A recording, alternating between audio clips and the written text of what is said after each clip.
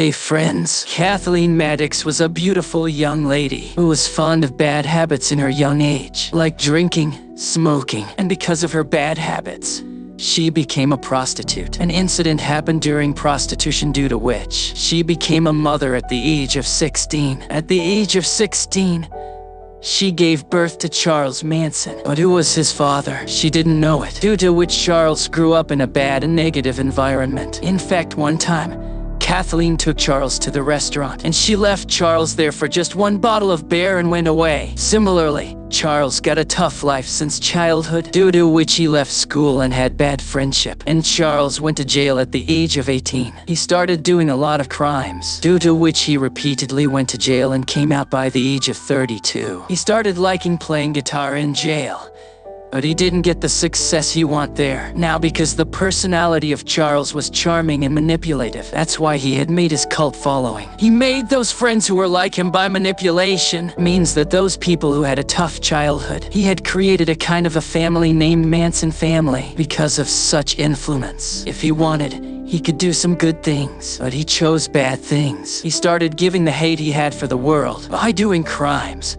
by taking help of his family members. Although Charles did many murders and criminal activities, but the crime which was most famous, that was the murder of Sharon Tate. If you don't know Sharon Tate, let me tell you, she was a foreign actress who was 8 months pregnant, who was brutally murdered by Charles people with her 8-month-old child, and they killed many other people. That too brutally, about which I can't tell in detail here. You know what the bad part is? Charles doesn't feel bad about doing all this, although he got jail. He was in jail till the age of 83, where he died also. But still, whenever his interview was taken, he didn't feel bad about it. Such a hatred he had in his heart. Now see friends, this was one story. Now let me tell you a story of a famous personality. Both of them have a lot of common things, which I want you to tell in comments. But there is also a huge difference between both of them, due to which their life turned out different. What is the difference? Before that, let's come to the second story. Biddy Mason was an African-American woman who was born there. Biddy Mason also had a tough childhood. You know, slavery was legal in 1800 century.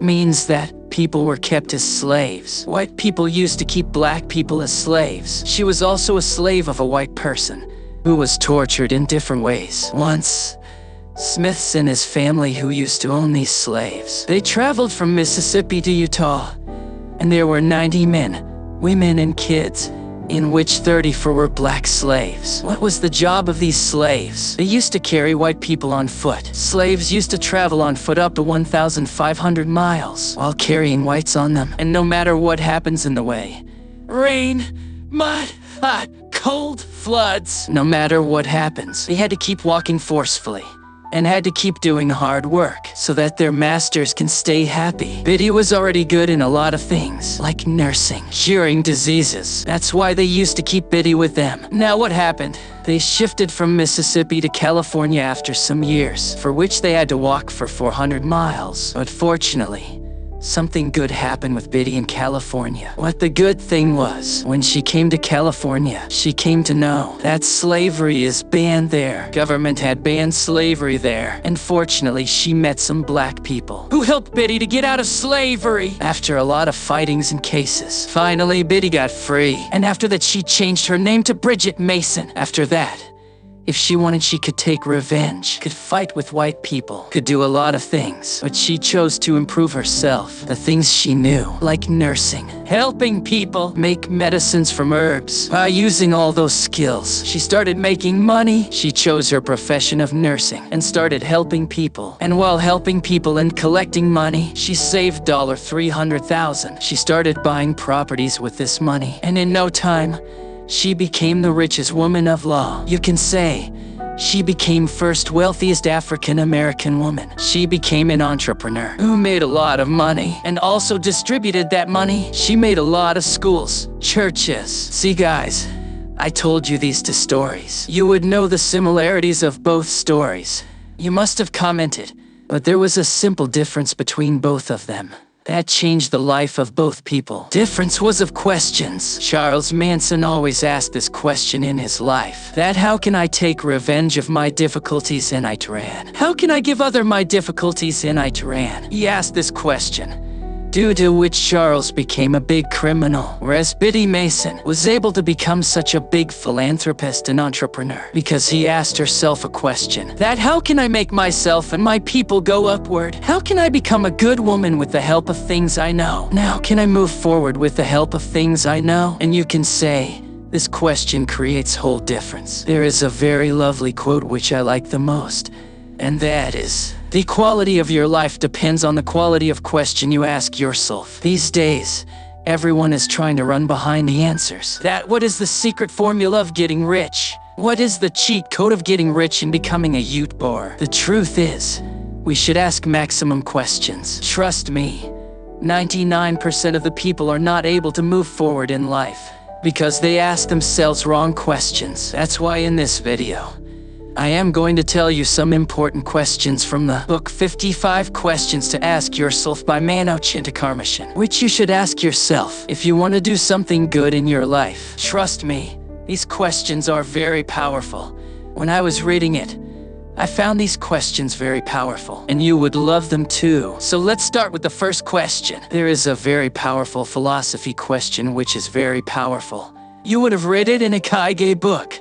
Who am I tonight ran? Philosophers say that we should know who we are, but this question is very confusing for many people. Trust me, sometimes I also find this question very confusing, and it becomes very hard to find its answer. So the better question, I think, which the author has shared in his book, Who Am I Becoming Tonight ran? You know, I had a friend who started taking drugs as fun, and after some time, he got addicted to drugs. Many a time, we tried to explain him that what you are doing is very wrong.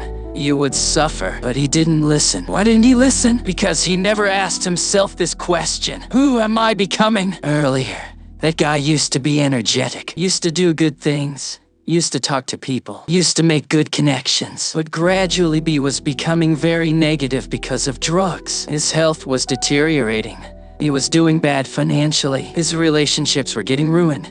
He was getting ruined in every manner. But by the time he realized how bad things had happened to him, it was too late. How bad things had happened to him, it was too late. That's why I think this one question is very important for you to understand. That is, who are you becoming, and I ran? Ask yourself, who are you becoming? Sometimes, we keep eating bad things and get obese, due to which we don't realize at that time. But after 1 year, we see that we have become obese. Our health got ruined. Sometimes we take wrong financial decisions due to which we become poor. That's why if you want to not it happen with you, and your life shouldn't go in a negative direction, then first of all, ask yourself this question. Who am I becoming? Am I getting fat? Am I getting lazy? Am I becoming a time-pass person? Focus on what you are becoming, and write the answers. If possible, write in comments section, so that you realize what you don't have to do. That in which direction you have to move forward. What type of person you have to become. And after that,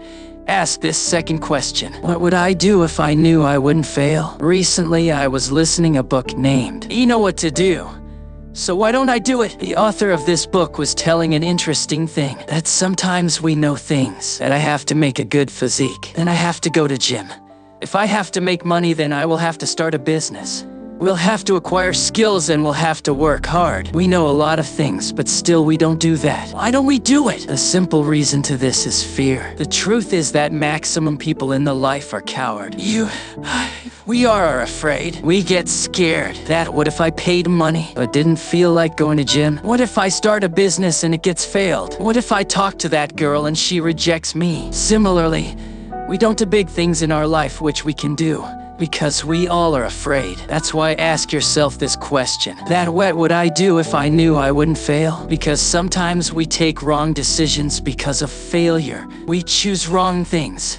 We don't start YouTube because we think that there is a lot of risk here. We think, let's do job. But that job also has that much risk because we get scared.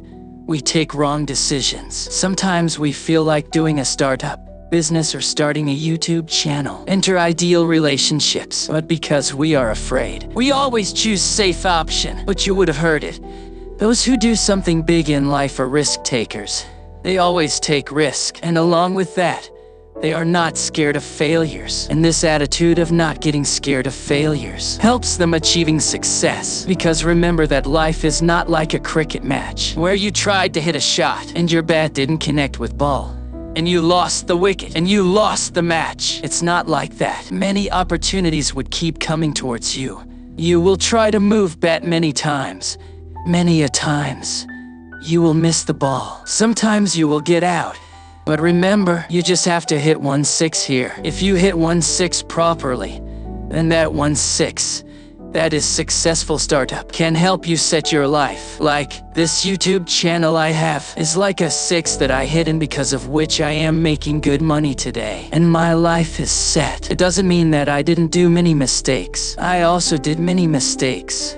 I also started many channels that got failed. But it's not important that all the channels will get success.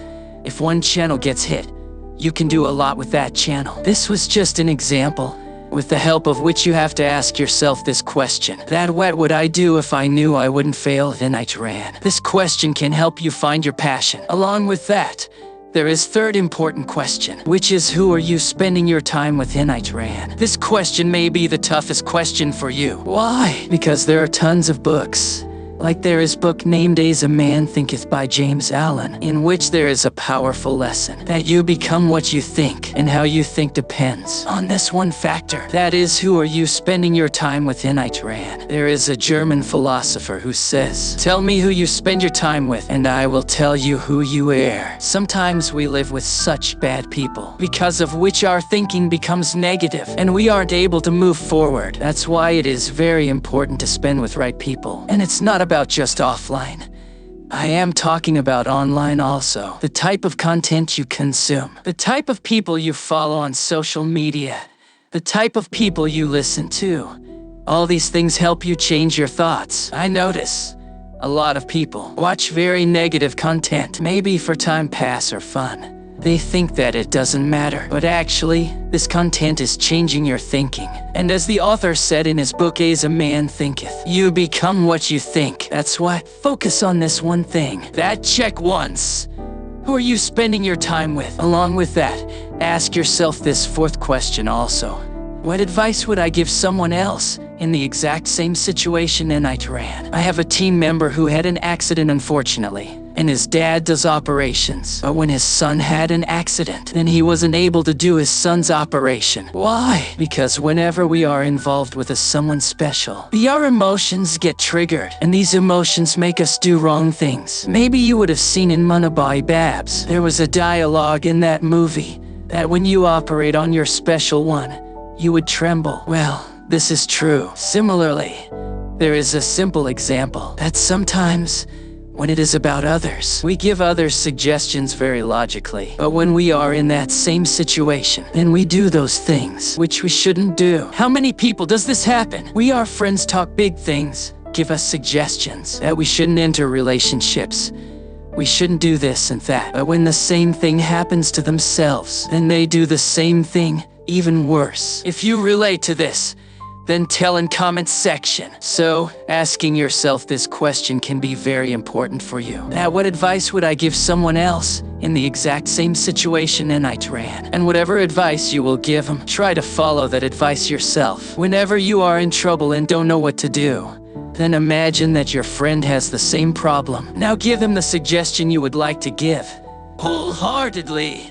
And then try to follow the suggestion you gave him. Now comes the fifth and my favorite question. Is it in my control? I ran. There is a prayer called Serenity Prayer.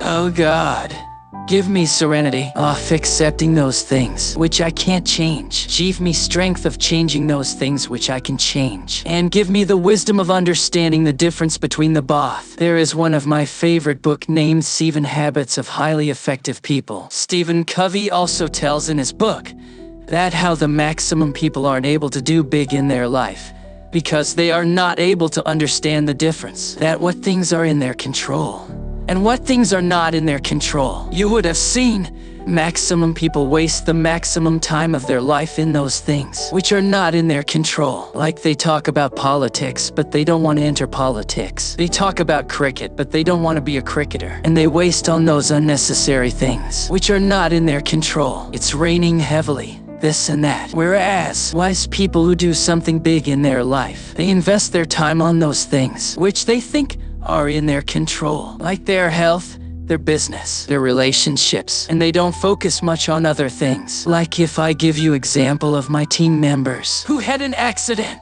his bones got broken, had problems. Basically, he fell from lift, his bones got broken, and the doctors said, "We will try our best, but there are 50-50 chances that he would be able to walk again." When he came to know about it, he put 100% efforts on that 50% chance, which were in his control. Like, he couldn't do operation himself, but he started doing all these things he could do after operation. Like, he started reading blogs, he read posts on Reddit, he studied the condition of same people who had the same type of accident and who recovered completely for coming months. He studied whole human structure, how bones get broken, how they are fixed, and they started working to fix them. He changed his diet.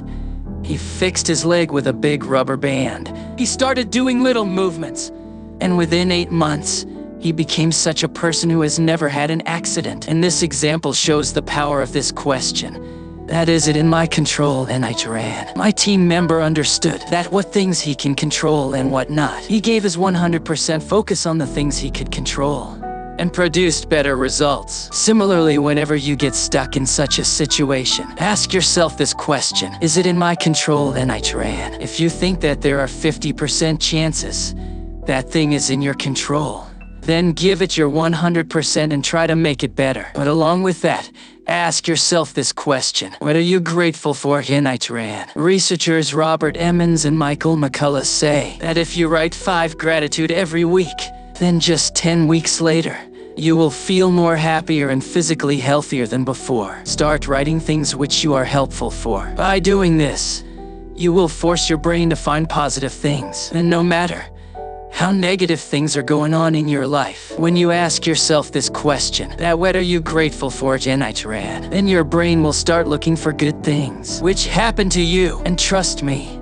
this is a very powerful exercise. Many a times, we focus on just negative things of a person, a business. We just keep looking for negative things in everything, due to which only negativity runs in our mind. On the other hand, if we start gratitude exercise, then we will force our brain in positive direction, which will make us feel positive and healthier, and will help us move forward. That's why ask this question. Along with this, there is a tough question. What will people say about you at your funeral? And I think you must think about it, that in case you die, then what you want. What would people say about you in your funeral?